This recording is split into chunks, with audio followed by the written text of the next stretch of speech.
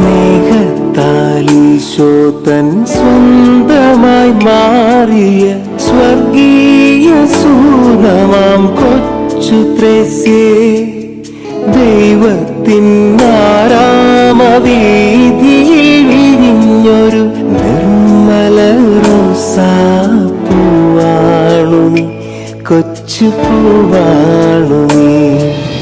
സ്നേഹത്തിന്റെ വെള്ളരിപ്രാവിനെ പറ്റി കേൾക്കാത്തവരാരുമില്ല. ഈ സഹസ്രാബ്ദത്തിലെ സുവിശേഷ പ്രഘോഷണത്തിലെ പുത്തൻ പ്രതീക്ഷയായി അവൾ ഉദയം ചെയ്തു. അവളുടെ അവസാന വാക്കുകൾ അവളുടെ ജീവിതം തന്നെയായിരുന്നു. എന്റെ ദൈവമേ, ഞാൻ അങ്ങയെ സ്നേഹിക്കുന്നു. വിശുദ്ധൻ ഒരിക്കലും മരിക്കുന്നില്ല. നമ്മുടെ പ്രതീക്ഷയായി അവർ എന്നും നമ്മുടെ മനസ്സിൽ ജീവിക്കുന്നു. വിശുദ്ധ കൊച്ചു ത്രേസ്യയും. 1873 ജനുവരി 2-ാം തീയതി ലൂയി മാർട്ടിന്റെയും സെലിഗ്രിന്റെയും 9ാമത്തെ സന്താനമായി ഒരു പെൺകുഞ്ഞ് ജനിച്ചു. കുഞ്ഞിന് മരിയ ഫ്രാൻസുവാസ് തെരേസ എന്ന് പേരിട്ടു. മാതാപിതാക്കൾക്ക് മാതാവിനോടുള്ള പ്രത്യേക തീക്ഷ്ണത കൊണ്ടാകാം മക്കൾക്ക് പരിശുദ്ധ അമ്മയുടെ പേര് നൽകിയത്. എങ്കിലും അപ്പച്ചൻ തന്റെ മുത്തിനെ കൊച്ചുറാണി എന്ന് വിളിച്ചു. വിവാഹിതയാകുന്നതിന് മുമ്പുള്ള സെലിഗ്രിന്റെ പ്രാർത്ഥന ദൈവം കേട്ടു. എനിക്ക് ധാരാളം മക്കളെ തരണമേ, അവരെയെല്ലാം അങ്ങേക്ക് സമർപ്പിക്കുവാൻ ഇടയാക്കണമേ. ദൈവം അവരുടെ ദാമ്പത്യവല്ലരിയിൽ 9 മക്കളെ നൽകി. ഇവരിൽ 4 പേർ ജനിച്ച് അധിക നാൾ കഴിയുന്നതിന് മുമ്പ് തന്നെ മരിച്ചു. ചേച്ചിമാരെ കൊച്ചുറാണിക്ക് വലിയ ഇഷ്ടമായിരുന്നു. ചേച്ചിമാരാകട്ടെ തങ്ങളുടെ അനുജത്തിയെ കൊഞ്ചിക്കുവാൻ മത്സരിച്ചു. കുഞ്ഞുനാൾ മുതൽ പൗളിൻ ചേച്ചിയായിരുന്നു കൊച്ചുറാണിയുടെ ആദർശം. പൗളിൻ ചേച്ചി കന്യാസ്ത്രീയാകുമെന്ന് ആരൊക്കെയോ പറയുന്നത് കേട്ടു. ഒരിക്കൽ അവളും പറഞ്ഞു, ഞാനും ഒരു കന്യാസ്ത്രീയാകും. 1877 ഓഗസ്റ്റ് 28-ന് കൊച്ചു ത്രേസ്യയുടെ അമ്മയായ സെലിഗ്രിൻ മരിച്ചു. പൗളിൻ ചേച്ചിയുടെ കാർമൽ പ്രവേശനം കൊച്ചുറാണിയെ ദുഃഖത്തിലാഴ്ത്തി. അവൾക്ക് തന്റെ 2ാമത്തെ അമ്മയെയും നഷ്ടപ്പെടുകയാണ്. തീരാത്ത സഹനവും തുടരെയുള്ള വേർപാടുമാണ് ജീവിതം എന്ന സത്യം അവൾ വേദനയോടെ മനസ്സിലാക്കി. ഈ മാനസിക സമ്മർദ്ദങ്ങളുടെ ഫലമായി 10ാമത്തെ വയസ്സിൽ അവൾ രോഗബാധിതയായി. അവളുടെ ആരോഗ്യനില വഷളായി. മാതാവിന്റെ ഒരു തിരുസ്വരൂപം കൊച്ചുറാണി കിടന്നിരുന്ന മുറിയിൽ വെച്ച് അതിനു മുന്നിൽ തിരികത്തിച്ചു വെച്ച് പ്രാർത്ഥിച്ചു. അന്ന് രാവിലെ അപ്പച്ചൻ തൊട്ടടുത്തുള്ള മാതാവിന്റെ ദേവാലയത്തിൽ പോയി വിശുദ്ധ കുർബാനയിൽ സംബന്ധിച്ച് മകൾക്ക് വേണ്ടി തീക്ഷ്ണമായി പ്രാർത്ഥിച്ചു. ഈ സമയം തന്റെ മുറിയിലുണ്ടായിരുന്ന കന്യകാമാതാവിന്റെ തിരുസ്വരൂപം അവളെ നോക്കി പുഞ്ചിരിച്ചു. അവൾ പെട്ടെന്ന് സൗഖ്യം പ്രാപിച്ചു. 1884 മെയ് 8-ാം തീയതി അണിഞ്ഞൊരുങ്ങി അപ്പച്ചനോടും ചേച്ചിമാരോടുമൊപ്പം ദിവ്യകാരുണ്യ യേശുവെ സ്വീകരിക്കുവാൻ അവൾ ദേവാലയത്തിൽ കാത്തുനിന്നു.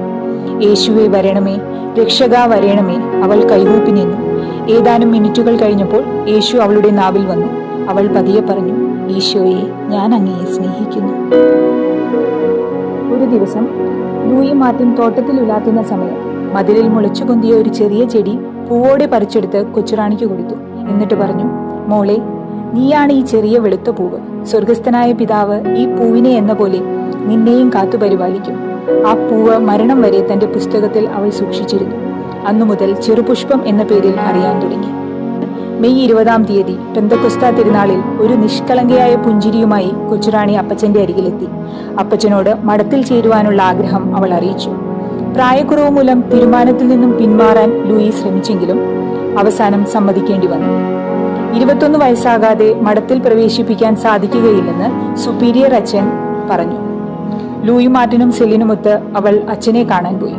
മെത്രാൻ അനുവദിക്കുകയാണെങ്കിൽ എനിക്ക് വിരോധമില്ല എന്ന് സുപ്പീരിയർ അറിയിച്ചു. 1887 ഒക്ടോബർ 31-ാം തീയതി കൊച്ചുറാണി അപ്പച്ചനുമൊത്ത് മെത്രാനെ കാണാനായി ബയോണിലേക്ക് യാത്രയായി തിരിച്ചു. അവിടെ എത്തി ആഗമനോദ്ദേശം അറിയിച്ചു. കൊച്ചുറാണിക്ക് പ്രായക്കുറവായതിനാൽ കർമ്മലമഠത്തിലെ സുപ്പീരിയറോട് തനിക്ക് സംസാരിക്കണമെന്ന് പിതാവ് പറഞ്ഞു. സുപ്പീരിയർ നേരത്തെ തന്നെ അവളെ വിലക്കിയിരുന്നതിനാൽ ലൂയി പറഞ്ഞു, പിതാവിൽ നിന്ന് അനുവാദം ലഭിച്ചില്ലെങ്കിൽ ഞങ്ങൾ പരിശുദ്ധ മാർപ്പാപ്പയെ അടുക്കലെത്തി അനുവാദം തരാൻ അപേക്ഷിക്കും. കുഞ്ഞു മനസ്സിന്റെ നിശ്ചയദാർഢ്യം മനസ്സിലാക്കിയ മെത്രാൻ പറഞ്ഞു, പരിശുദ്ധ പിതാവിനെ കാണുന്നതാണ് നല്ലത്. 1887 നവംബർ 4-ാം തീയതി കൊച്ചുറാണി ലൂയി മാർട്ടിനും സെലിനുമൊത്ത് റോമിലേക്ക് പുറപ്പെട്ടു. റോമിലെത്തി 7 ദിവസത്തിന് ശേഷമാണ് കൊച്ചുറാണിക്ക് മാർപ്പാപ്പയെ കാണാൻ സാധിച്ചത്. പിതാവിനെ കാണുന്നതിന് അവളുടെ ഊഴമായപ്പോൾ അവൾ ഓടിച്ചെന്ന് ആ പാദങ്ങളിൽ പിടിച്ചു ചുംബിച്ചു. എന്നിട്ട് കൈകൂപ്പി കരഞ്ഞുകൊണ്ട് തനിക്ക് മഠത്തിൽ ചേരണമെന്നറിയിച്ചു. അദ്ദേഹം കൊച്ചുറാണിക്ക് അനുകൂലമായി ഒന്നും സംസാരിച്ചില്ല. പരിശുദ്ധ പിതാവ് അവളെ നോക്കി പറഞ്ഞു, ദൈവം തിരുമനസ്സായാൽ നീ കാർമലിൽ ചേരും. വീണ്ടും പലതും പറയാൻ അവൾ ആഗ്രഹിച്ചെങ്കിലും സ്വിസ് ഗാർഡുകൾ അവളെ പൊക്കിയെടുത്ത് മാറ്റിയിരുന്നു. വീട്ടിൽ തിരിച്ചെത്തിയ അവൾ വീണ്ടും മഠത്തിൽ ചേരാനുള്ള ആഗ്രഹത്തോടെ ബിഷപ്പിന് കത്തെഴുതി. കാർമലിൽ ചേരുവാൻ അനുമതി നൽകിക്കൊണ്ടുള്ള ബിഷപ്പ് ഹ്യൂഗോനിന്റെ കത്ത് ഡിസംബർ 28 തീയതി മഠാധിപയ്ക്ക് ലഭിച്ചു. ഏപ്രിൽ 9 തീയതി കർമ്മല മഠത്തിൽ പ്രവേശിക്കേണ്ട ദിനം. രാവിലെ വിശുദ്ധ കുർബാനയിൽ പങ്കെടുത്തു. അതിനുശേഷം അപ്പച്ചന്റെ കൈപിടിച്ച് കർമ്മല മഠത്തിലേക്ക് യാത്രയായി.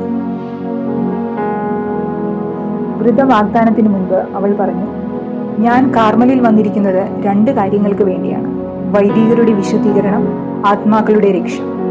1894 ജൂലൈ 29 തീയതി കൊച്ചു തെരേസയുടെ അപ്പച്ചനായ ലൂയി മാർട്ടിൻ സ്വർഗത്തിലേക്ക് യാത്രയായി.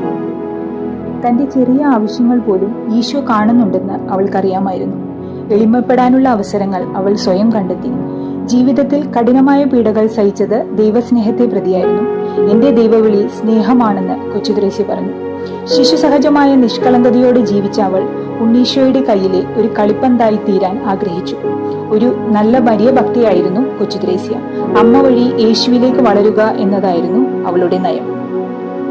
ധാരാളം പുണ്യങ്ങൾ അവളിലുണ്ടായിരുന്നെങ്കിലും ഏറ്റവും ഇഷ്ടമായത് തിരുമുഖത്തോടുള്ള ഭക്തിയാണ്.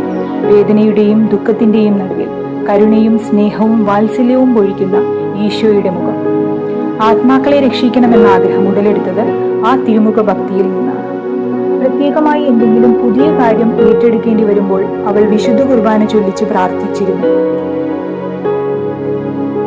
വിശേഷാവസരങ്ങളിലും മറ്റേതെങ്കിലും അവസരങ്ങളിലും ആരെങ്കിലും പണം കൊടുത്താൽ അത് പാപികൾക്കും ശുദ്ധീകരണ സ്ഥലത്തിലെ ആത്മാക്കൾക്കും വേണ്ടി വിശുദ്ധ കുർബാന ചൊല്ലിക്കുവാൻ കൊടുത്തിരുന്നു.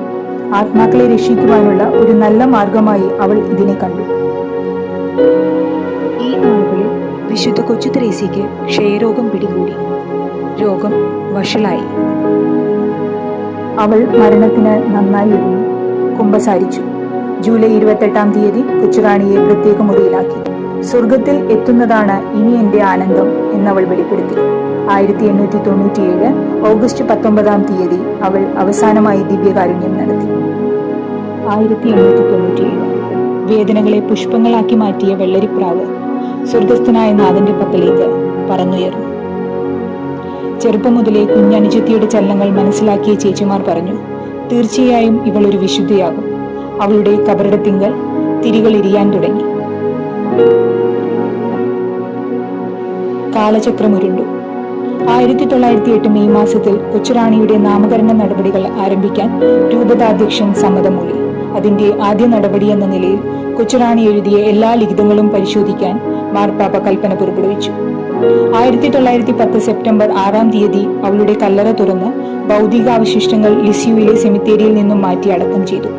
ഈ കാലഘട്ടത്തിൽ സഭയെ നയിച്ച വിശുദ്ധ 10 പിയൂസും ബെനഡിക്ട് 5 മാർപ്പാപ്പയും അവളുടെ ജീവിതചര്യകളെയും പുണ്യങ്ങളെയും വിരോചിതമായി പ്രഖ്യാപിച്ചു. ഏറെ നാളത്തെ കാത്തിരിപ്പിന് ശേഷം ആ സുദിനം വന്നു.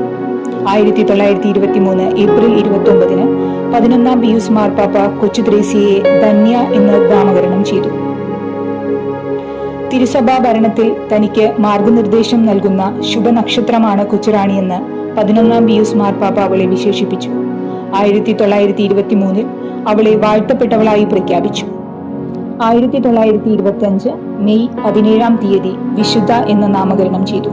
അന്നു മുതൽ കൊച്ചു തെരേസ്യ വിശുദ്ധ കൊച്ചു തെരേസ്യ എന്നറിയപ്പെട്ടു. അവൾ ഇന്ന് സഞ്ചരിക്കുകയാണ് ലോകം മുഴുവൻ, സർവ്വ മനുഷ്യരുടെയും ഇടയിലൂടെ, തിരുശേഷിപ്പ് അടക്കം ചെയ്ത പേടകത്തിലൂടെ സഭയെ പഠിപ്പിച്ചുകൊണ്ട്. വിശുദ്ധ കൊച്ചു തെരേസ്യയെ ഞങ്ങൾക്ക് വേണ്ടി അപേക്ഷിക്കണമേ. സ്വർഗത്തിൽ നിന്നും അനുഗ്രഹങ്ങൾ വാങ്ങിത്തരും എന്ന് വാഗ്ദാനം ചെയ്ത നമ്മുടെ വിശുദ്ധ കൊച്ചു തെരേസ്യയോട് നമുക്കും മധ്യസ്ഥം യാചിക്കാം.